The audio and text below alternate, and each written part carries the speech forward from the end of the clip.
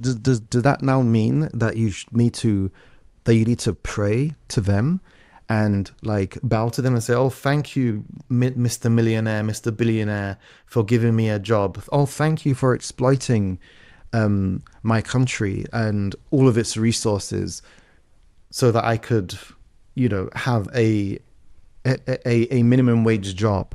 You know, I finished watching it and I felt like really torn. I didn't feel as though the argument for a wealth tax was made adequately enough. I feel like there were so many different proponents to. besides having the facts laid bare in front of you, that we have a significant number of people rough sleeping, unable to heat their homes, unable to buy food, unable to get on the property ladder. It's more difficult to buy a house in 2026 than it was in 1996, than it was in 2006, than it was in 2016.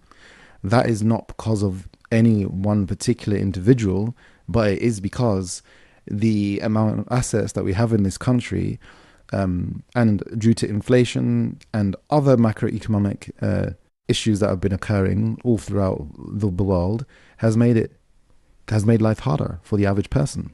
That is an undeniable fact. It's not all a pull yourself up by your bootstraps, and that's the reason why you can't buy a house in 2026, because you don't work hard enough. Which I know is the message that a lot of people to the right of center would actually have you believe. Jesus Christ. And you would expect that before you to be winning big, right? But he is, a supposed billionaire or close to a billionaire now. And he is a guy who is in business. And I think Yeah, and there's nothing wrong with that. There's nothing wrong with being a guy in business. No, I don't think anyone is criticizing that. I don't think anyone is saying that we shouldn't have any millionaires or that we shouldn't have any wealthy people in the country.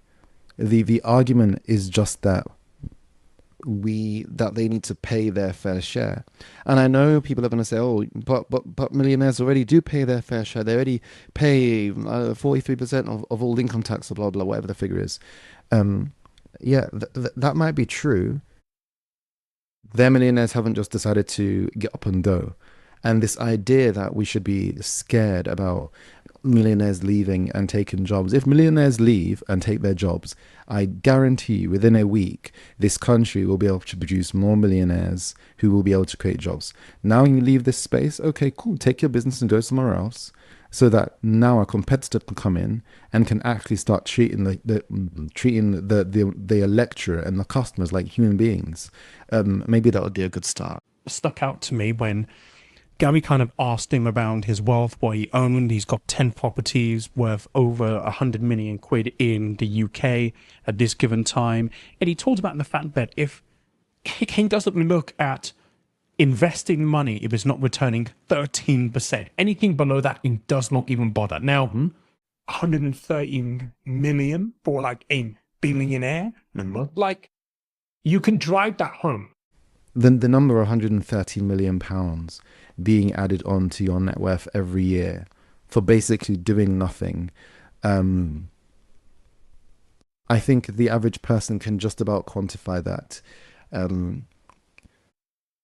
Whether we should remain or leave in the European Union, then I don't see why we can't have a referendum about whether there should be a wealth tax or not. I know that the Labour Party and Andy Burnham and the rest of them, I don't think that they will. Again, I think it comes back down to the fact that we live in a capitalist society. I guess the most blatant example of that in the documentary, and he talked about, well, why is no one looking after the interests of the rich? Yeah, he's a disgusting human being. Like everybody's been looking after the rich. The fact that if anybody buys your product, buys your services, right? The fact that you pay relatively low corporation taxes compared to other countries. Yeah, people have been caring about the rich for a long time. If people didn't care about the rich, let me tell you, the rich wouldn't exist. Like, look at the French. Look at French's history if you want to know what happens to the rich. Like, people do care about the rich. The government cares about the rich. They always have. And again, it's so funny how like we've had 14 years of Tory government. When we've had successive governments giving tax break after tax break to wealthy people and their friends. For people, rich people, lovely, were so down to earth. But if a big enough proportion of them thought like that, be in trouble. I'm telling you right now, you must be living in absolute fairyland if you do not believe that there are a lot of rich people that believe exactly like what this guy believes. This guy here, this dude, this one, there's a ton of them. A lot of them believe that they all have their own mastermind groups, and they hang out together, and they come up with more ways on how they can scupper everybody's wealth. They are a damage to society, a net negative. Let's just call it what it is. To rile me up in that documentary, it was that segment. Good kind of really riled me up, because this is someone who is inherited stuff through the generations. And just where he was talking about the land videos and looking at the map, I think since the 18th century or something like that, I'm just like, dude. And look, I have no issue with the guy having this map and access to all of this land. It's like, this is what his family built. This is what his family have done. I don't have any issue with it. But do I think that it should be taxed and paid so that the government can actually use it to fund infrastructure in the country? Yes, absolutely. There's no way that I can deny that. First and foremost, why would you go and speak to Samuel Leeds? Down the Inn, which didn't air. But what I found really strange was, why would you keep that segment of the documentary in if the whole purpose is to debate someone around the wealth tax with a millionaire? Tells us everything I need to know. These people claim to be patriotic of the UK, but when being asked to show that patriotism, they cannot. They run away, and they revert to strawman arguments and ad hominem attacks. That's all they're good at, because they know they have no leg to stand on. You're actually really getting a message home, and you're really starting to make progress on a mission when people start coming for you personally. And that's exactly what's happened with Gary Stevenson. All of these people that he interviewed, I don't even recall one of them putting forward a compelling argument as to why we shouldn't have a wealth tax. They just keep shouting and saying it's preposterous. But that's only because they know that for once they will actually lose something. Sam's part, and I'm like, where does this even belong in the documentary? I think it belongs in the documentary where we're trying to say that a lot of wealthy people got to where they are. Let's be honest, a lot of wealthy people got to where they are by doing a lot of dodgy stuff. It happens. So a lot of these people are grifters. They are grifters. And this is what's leading to the fact that we even have something such as a loan shark in this company is an example of that. Anything that exists that take advantage of people that don't have money, in my view, is some type of scam. Credit cards that accept people with no income or low incomes are scams. Any kind of buy now, pay later, where the APR is higher than 0%, is not good for you if you are not earning a good salary. Debate around wealth taxes. There was none of that.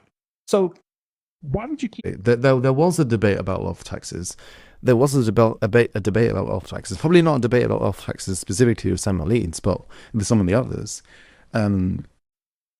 The earnings that Samuel Leeds makes and then the nature of his work. I think is very relevant. I think it's very relevant that the people of the country, of every country, knows how... is my question. Why would you even leave that section in? It made no sense to have that in there. It felt like I spent that segment thinking, what on earth is going on? And then, I mean, if that segment got you so riled up just because it was in there, rather than the fact that it is, let's just say, it is a secondary part of the issue at hand, which is there should be a wealth tax, here is why, then I'd find that even more concerning. Keep it in there, remove it. It doesn't really, in my view, detract completely from the argument that's being made. In the interview he had with Roy Stewart and I can't remember the other guy, I think that's Alistair Campbell. And he talked about the fact that there is going to be a wealth tax in is it California for the billionaires in Silicon Valley. So that is a great case study for something actually working. And I would have loved to have seen a segment of this documentary sat down with him. Well, why? Like, why does that need to happen? Why does it have to be Gary Stevenson's job? Do this whole perfect study and package it in a way to appease to these other millionaires so they can understand about why we're considering this idea of taking 2%. Why does he have to do that? Why does he have to jump through all these hoops? Gary Stevenson does not need to be the guy that does the full scale implementation of it. He doesn't need to be the one who goes through the technical aspects of the tax system. They had done that. There was also this huge question, and I've seen this in the comment section as well, which I think is true, which I do not disagree with in any way, shape, or form. The government appetite for this. Now, when we talk about the government appetite for this, I think the conversation goes twofold. The first, they want to do it all about the risk versus the reward. How much would something like this actually raise? Well, yeah, I think they said it would raise like what, £24 billion, which on the surface of it is not a lot. But again, this is where people are missing Gary Stevenson's point. The 2%, surcharge or 2% levy, whatever you want to call it, is only the start. Like, it's only the start. You have to start somewhere. And the hope would be if we start at 2%, then over time we can then start to make changes to it so that it can raise significantly more sums of money.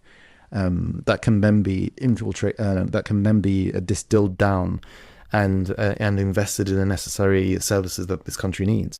And people will say, well, look, at least you've raised some money, but the money has to go to a good purpose. So then an argument to really explore, Okay, we need some efficiencies. How are we going to introduce those efficiencies into government to ensure? Hold on. Why is it that we're only talking about introducing efficiencies into government for this wealth tax? What about all the other taxes that we have? Why are we not talking about it? Why are we not talking about efficiencies on that side?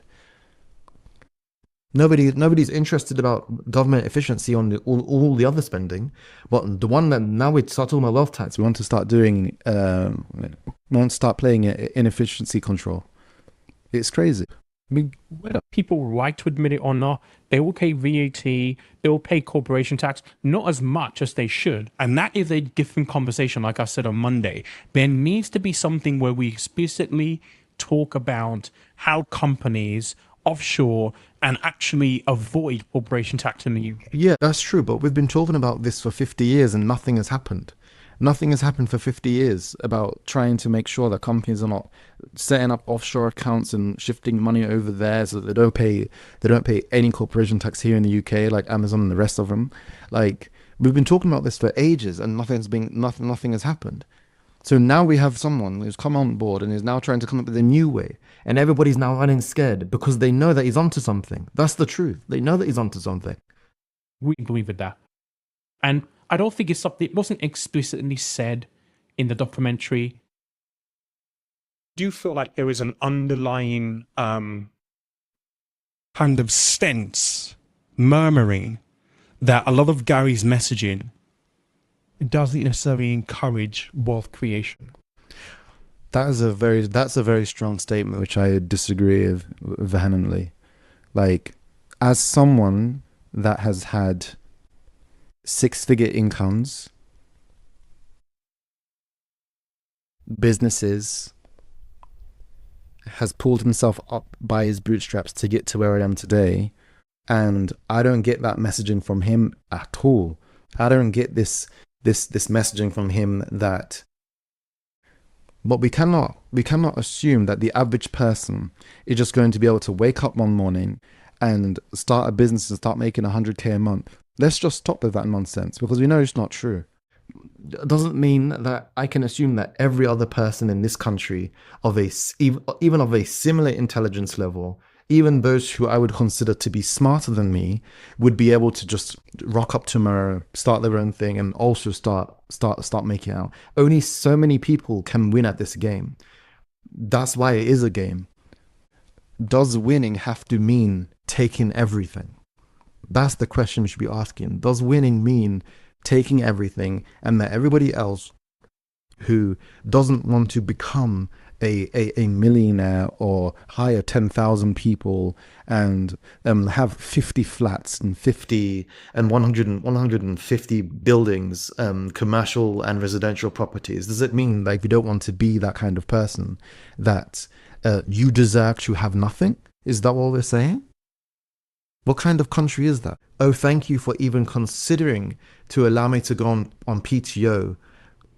Like, what are we doing here? Let's stop pedestalizing people who earn a lot of money for once in our life. Let's stop doing that. I think the culture of our country would actually change if we actually started treating each other like human beings and stop allowing the few to get away with daylight robbery. I think that would actually be a great start and a great help. Dangerous. As someone who's come from a very poor background, who used to be on the streets, I do believe that you are the master of your own destiny. Hey! And whatever you put your mind to, if you have the ability to focus and to really visualize what you want, it is possible, but it comes with hard work. Not for everybody. Not for everyone. There are some people where no matter how much work, no matter how hard they work, they will not accomplish it. They will not accomplish it. Not for everybody, not for every single person. You cannot don't say to 75 million people, you should all start a business. And the vast majority of them will still fail and have nothing to their name by the end of it. Some people also don't want to run a business. Does everybody need to be having a side income and a side hustle? What happened to the idea of, I have a job, the job pays me a salary, I get a pension from it. In the country, outside the country, I can afford to heat my home. My rent is manageable. Why is that such a lofty dream to have, a lofty goal to have? That should be standard, box standard for everybody. Simply just saying that, if I make it, the government's going to attack me to oblivion. I don't think that is a message that encourages growth, encourages people to dream. No, look, someone that has been both a higher rate taxpayer and additional rate taxpayer, and looking at pay slips and seeing, good Lord, 45% tax being wiped out of your income above north of 150k a year. On one side you're thinking, oh my gosh, that's a lot, but then on the other side I'm thinking, but I am very content with A, what I do, and B, where I live. But for the vast majority of people who aren't earning that, they aren't feeling that way. But there is no comparison here. There's no comparison between the two. And I think that is a problem this country has. In America, I do, yeah.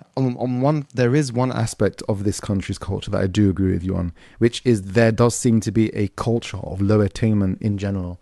There is a culture of anti-intellectualism, the inability to critically think about anything, the lack of first principles, second order thinking as a concept in this country is severely lacking. But that does not mean that we should ignore the fact that we also have a mega ultra rich that has taken advantage of the electorate, taken advantage of the population, and they know it. They know it deep down, and that's why they're so pressed about the idea that they could actually have some of those advantages and some of those powers taken away. I think that is a very, very important attitude reset that we need as a country. It did what it was supposed to do. It was designed to open a line of communication with the general public and to say, do you know what is happening in your country under your nose? That's what the goal was, and that's what it did. The implementation, I'm not interested in the implementation. Let the 650 guys, the 650 people in Westminster sort out the implementation of it. At the end of the day, it was about how there's a problem here and it needs to be addressed. That's basically it.